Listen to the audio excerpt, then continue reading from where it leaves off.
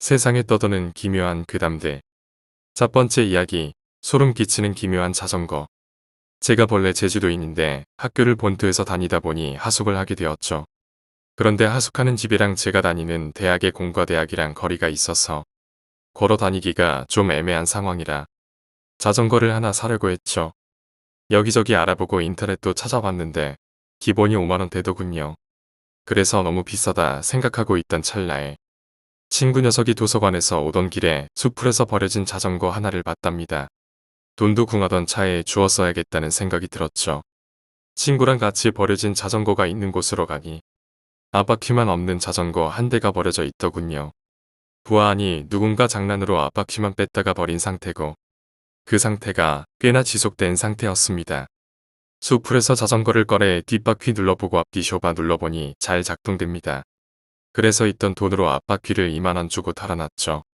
문제는 그날 밤입니다. 이번 봄 유난히 추웠잖아요. 그날 밤에 하숙집 룸메이트가 안 들어오더군요. 자전거 줍느라 횡재했다는 느낌을 가지고 잠이 들었습니다. 자는데 자꾸 누가 추워 그러는 거예요. 룸메 들어왔나 싶어서 왼쪽으로 돌아 누웠는데 없더군요. 밖에 누가 있나 하고 비몽사몽으로 눈 뜨고 앉아서 창문을 쪽 봤는데 커튼으로 가려 친 창문뿐입니다. 그래서 다시 누웠는데 뭔가 느낌이 이상해서 책꽂이 쪽으로 고개를 돌렸습니다. 몸이 굳더군요. 책꽂이의 실루엣이었는데 여성분 같은 그런 실루엣으로 누군가 앉아있던 겁니다. 다행히도 제 쪽으로 오지는 않지만 계속 추워 그랬습니다. 그건 진짜 눈 감고 숨소리 새어 나갈까봐 이불 뒤집어 쓰고 마음 졸이면서 추워 소리 듣는데 어느샌가 추워 소리가 안 들리고 차 소리들이 들리기 시작하네요. 룸메가 술에 취해 강아지가 되어 들어오고 핸드폰 시계 보니 6시였습니다. 그땐 몰랐죠. 자전거가 이상한지. 다음날 학교 가서 그 이야기 했더니 다 저를 거짓말쟁이로 만들어 놉니다. 당연하죠. 등치가 곰 같은 놈이 귀신 봤다고 하니 말이죠. 사람이 다 그렇죠. 당할 땐 시겁했다가 서서히 잊어가는. 그렇게 잊어갔습니다. 그런데 이놈의 자전거가 내리막길 달리다 멀쩡히 있던 핸들이 바퀴는 그대로인데 핸들이 돌아가 버립니다. 그래서 팔이랑 다리랑 엄청난 흠집이 나버렸죠. 그때부터 자전거가 무서워졌습니다. 할머니들이 어렸을 때 그러잖아요. 땅에 떨어진 거 함부로 가져오면 거기 붙은 귀신도 업어온다고. 무섭대요. 자전거가 갈수록 이상해졌습니다. 잘 가다가 기어 변속되는 건 문제도 아니고 그 튼튼한 브레이크 케이블이 끊어졌습니다. 그것도 주행 중에요. 다행히 앞에 사람이랑 차가 없어서 다행이지 큰일 날 뻔했었죠. 이번엔 자물쇠가 안 풀립니다. 열쇠 2개가 부러져 버려서 하는 수 없이 자물쇠 망치로 때려 부쉈죠. 그렇게 타고 다니다가 친구가 잠시 빌려갔죠. 이건 진짜 무섭더군요. 중간고사 기간이었죠. 저는 다음날 시험이 없어서 술 한잔하고 있었습니다. 자전거 빌려간 친구가 전화가 오더군요. 그거 아시죠? 통화할 때 사람 많은 데서 받으면 상대방에게 옹알옹알 들리게 되는 그 소리요. 여자애들 많은 데서 친구가 전화한 것 같았습니다. 여자애들 한 2~3명 정도 있는 것처럼 들렸는데 친구랑 통화를 합니다. 제가 물어봤죠. 어떤 년이랑 같이 있는 거냐? 그러자 친구 알. 뭐가 어떤 년이야? 나 빈 강의실에 혼자 있는데. 제가 말했죠. 구라치다 걸리면 손모가지 날아갈 텐데. 친구가 갑자기 야 전화 끊지 마. 잠시만 끊지 마. 그러더니 짐 싸는 소리 들립니다. 강의실 나와서 도망가면서 저한테 말하더군요. 야 진짜 빈 강의실이었어. 라고요. 자전거는 그 다음날 원래 있던데 갖다 버렸습니다. 그 후로 그분들이 안 보이더군요. 땅에 버려진 거 함부로 안 줍길 바랄게요. 두 번째 이야기. 예전 여자친구의 이야기. 여자친구 이야기입니다. 지금으로부터 약 몇 년 전쯤 여자친구와 헤어지고 다시 만날 기회만 호시탐탐 노리던 중 여자친구가 자신이 겪은 무서운 이야기를 해주었습니다. 다른 사람들이 보기에는 별로 안 무서울지도 모르지만 저는 그 여자친구 집이나 가족관계 사물의 위치 등등 모든 것을 알고 있는 터라 저한테는 마치 그 자리에서 제가 겪은 것처럼 너무나 생생하게 무서웠습니다. 이렇게 바람만 잔뜩 넣어뒀고 안 무서우면 어떻게 하나 걱정이네요. 각서라고 이야기하겠습니다. 옛 여자친구가 살던 곳은 과천 8단지였습니다. 참 순수하고 이쁘고 글래머러스한 여자친구였죠. 성격은 약간 순수한 면도 있었지만 어딘지 모르게 호기심도 많고 똘기도 조금 있었던 것 같습니다. 그렇게 옛 여자친구가 집에서 무료하게 하루를 보내던 중 8단지 맞은편 10층에서 어떤 분이 투신 자살을 하였다고 하더군요. 근데 제 옛 여자친구가 그 광경을 목격하고 집에 있는 카메라인가 캠코더인가 들고 그 현장을 내려가서 촬영했다고 합니다. 네, 보시다시피 약간 똘기 있습니다. 이 이야기의 근원이자 시작이 이거였던 것 같다고 옛 여자친구가 그러더군요. 그렇게 촬영을 하고 2일인가 3일이 지난 후 거실에서 어머니와 TV를 보던 여자친구는 어머니와 함께 잠에 들었다고 합니다. 근데 2시만 되면 이상하게 눈이 떠지고 이상한 소리가 들리고 그런다고 하는 겁니다. 더 웃긴 거는 어머니는 자고 있고 자기만 깨고 다음날은 어머니가 깨있고 맷 여자친구는 자고 있고 이렇게 둘이 동시에 깬 적은 없었다고 하더군요. 며칠 그런 일이 계속 반복이 되고 여느 때와 다름없이 또 거실에서 TV를 보다가 잠이 들었나 봅니다. 어김없이 2시에 또 눈이 떠져서 눈을 떠보니 이런 시발 눈앞에 사람 형태를 한 이상한 물체가 있는 겁니다. 그러니까 정리를 하자면 소파도 뭐냐, 정체 모를 물체, TV, 그림 이런 순으로 가구가 배열돼 있었습니다. 소파에 기대어서 TV를 보다가 잠들었는데 2시에 눈을 떠보니 정체 모를 물체가 자기 앞에 서 있으면서 TV 뒤에 그림을 보며 고개를 갸우뚱거렸다고 합니다. 그때 당신은 소리도 못 질렀다고 하더군요. 자기가 만약에 그 얼굴이나 아니면 뒤돌아봤으면 죽을 것 같았을 거라고 했습니다. 그 물체는 청바지에 흰색 티셔츠인가 셔츠를 입고 있었다고 하더군요. 여자인 것처럼 보였다고 합니다. 그렇게 그림을 한참 바라보던 그 청바지 입은 물체는 그림만 바라보고 베란다 쪽으로 유유히 없어졌다고 하더군요. 기분이 이상해서 다음날인가 다다음날에 흔히 수맥을 찾을 때 사용하는 도구를 구입했다고 합니다. 그걸 구입해서 집안에서 수맥을 찾았다고 하더군요. 그런데 수맥을 찾는 도중에 그 엘로드가 가운데 쪽으로 몰리는 곳이 있었는데 그 TVD 그림 쪽에서 가운데로 몰렸다고 하더군요. 그 전날 귀신이 갸우뚱거린 것도 이상하고 해서 그림을 떼어내고 다시 엘로드로 그곳을 해봤으나 엘로드는 가운데로 모이지 않았다고 합니다. 그래서 그 그림 쪽에 엘로드를 다시 해보니 거짓말처럼 엘로드가 가운데로 모였다고 하더군요. 뭐 엘로드는 신뢰할 수 있는 물건은 아니지만 그래도 얼마나 놀랬겠습니까. 어찌어찌해서 그 그림을 버리려고 현관에 놔뒀는데 이웃의 친한 아주머니가 와서 그 그림을 보더니 이거 버릴 거면 차라리 나에게 달라고 해서 이러이러한 사연이 있어서 못 준다고 했더니 요즘 세상에 귀신이 어딨냐면서 그냥 가져갔는데 가지고 난 2일 후에 그 집 남편분께서 원래 몸이 안 좋긴 했는데 식물인간이 됐다고 했나? 아무튼 몸이 더 악화된 걸로 알고 있습니다. 우연의 일치일지 아니면 그 그림 때문인지는 모르겠지만 그 아주머니도 기분이 나빠 버린 걸로 알고 있었습니다. 그 일이 있고 며칠 뒤 계속 이상한 일들이 여자친구한테 일어났다고 하더군요. 그 후로도 이상한 일들은 계속되었는데 그 집은 복도식 아파트였다고 합니다. 옛 여자친구 방은 복도 쪽에 있는 방이었습니다. 여자친구가 밤에 컴퓨터를 하고 있었는데 땡 하는 엘리베이터가 도착하는 소리가 들렸다고 합니다. 뭐 별대수롭지 않게 옆집이나 옆집 사람이 왔겠구나 하고 그냥 무심코 있었는데 다시 또 땡 이러는 겁니다. 그러고는 뚜벅뚜벅 발소리가 나고 끝. 10분 뒤에 다시 땡 뚜벅뚜벅 발소리가 나고 끝.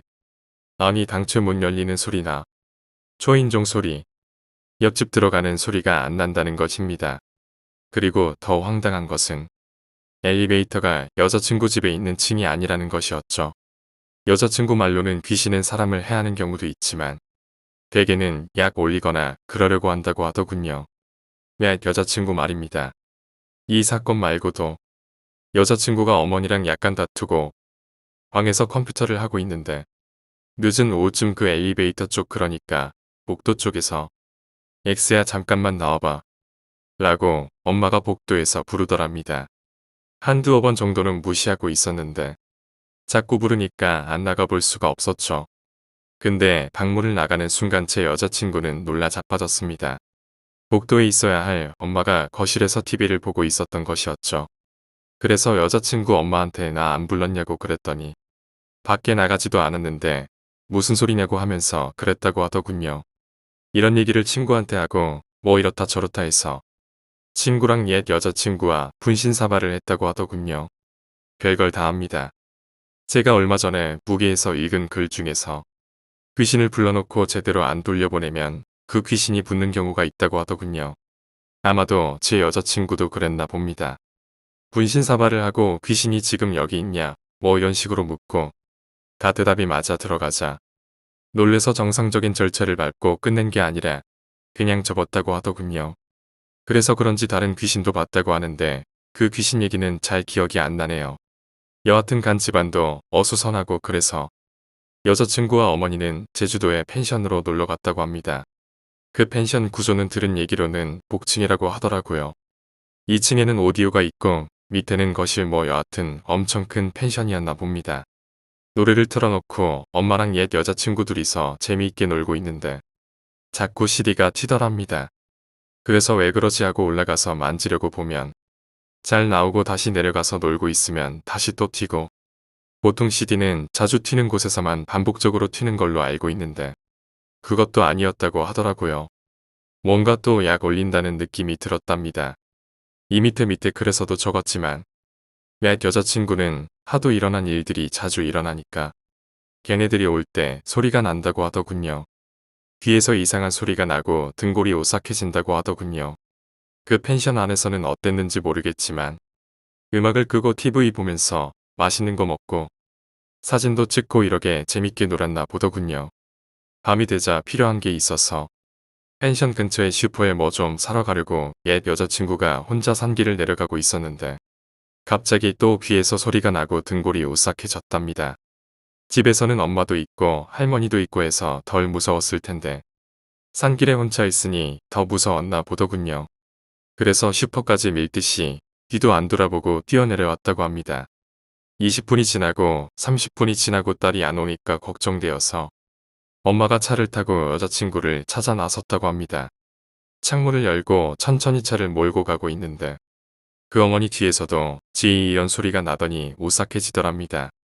그래서 백미러를 보니 흐릿하게 그 흰색 티 입은 여자가 나무 뒤에서 쳐다보고 있는 것처럼 보였다고 하더군요.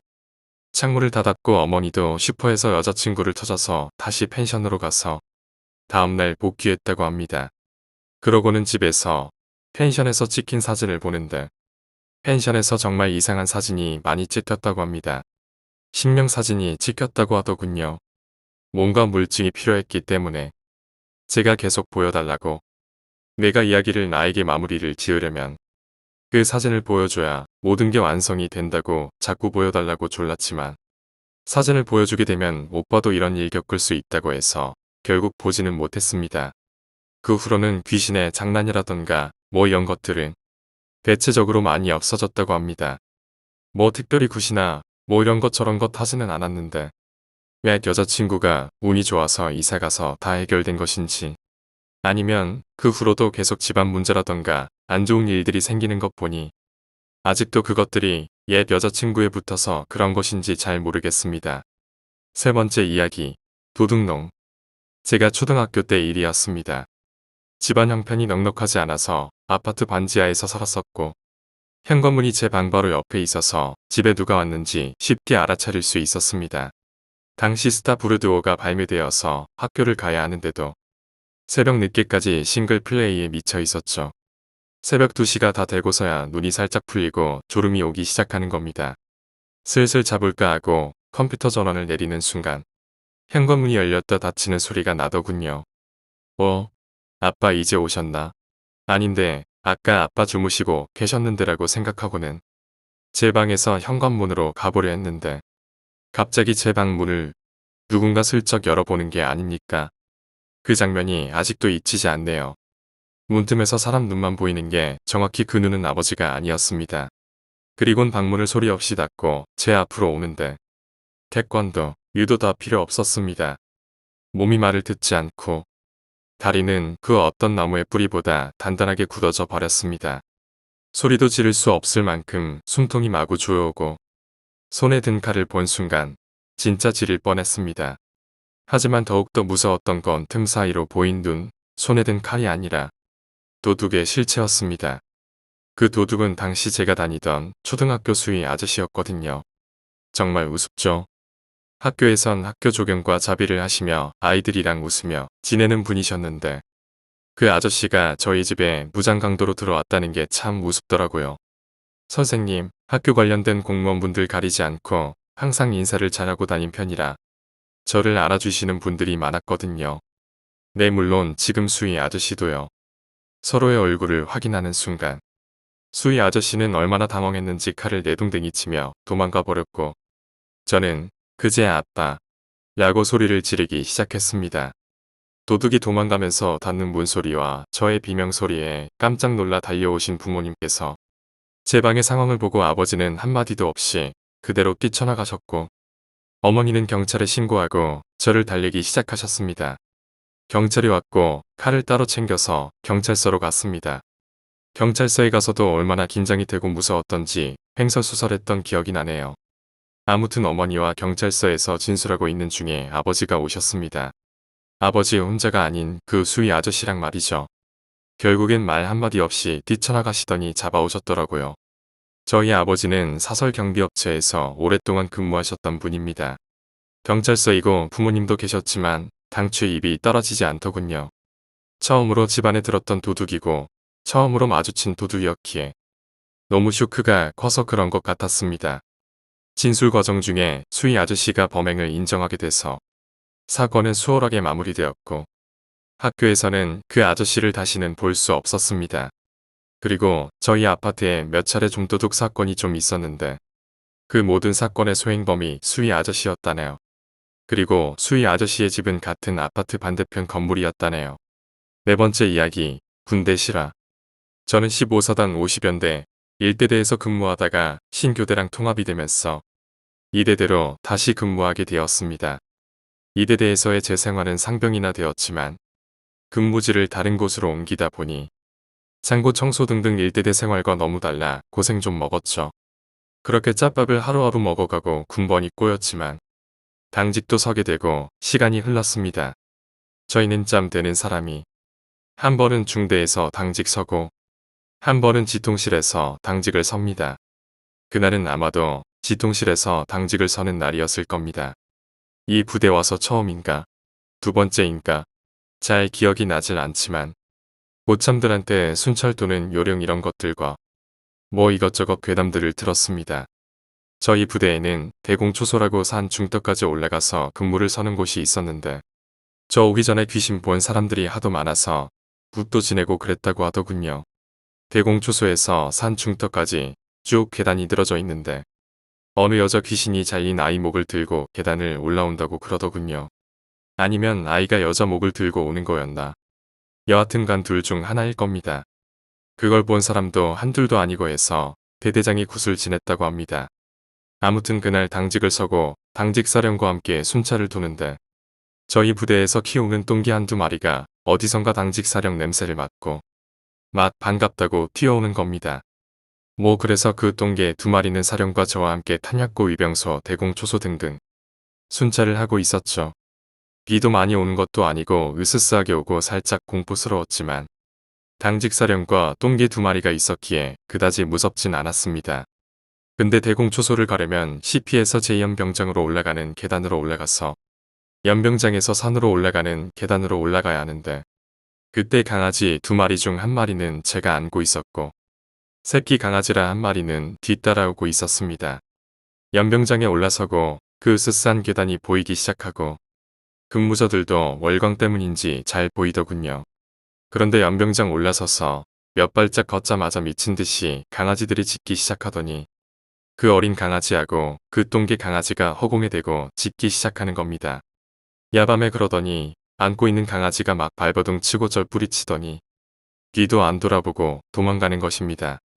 순간 저는 얼음이 되었고 당직사령도 살짝 졸은 기색이 보였습니다.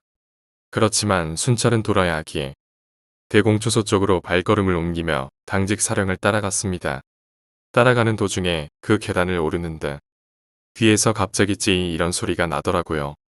뭘 본 것도 아닌데 목덜미를 따라 오르면서 소름도 쫙 끼치고 예전에 여자친구가 귀신을 자주 본 적이 있었는데 그 여자친구가 하는 말이 걔네들 올 때 뒤에서 자꾸 이상한 소리가 났었다고 한 그 말이 떠오르더라고요.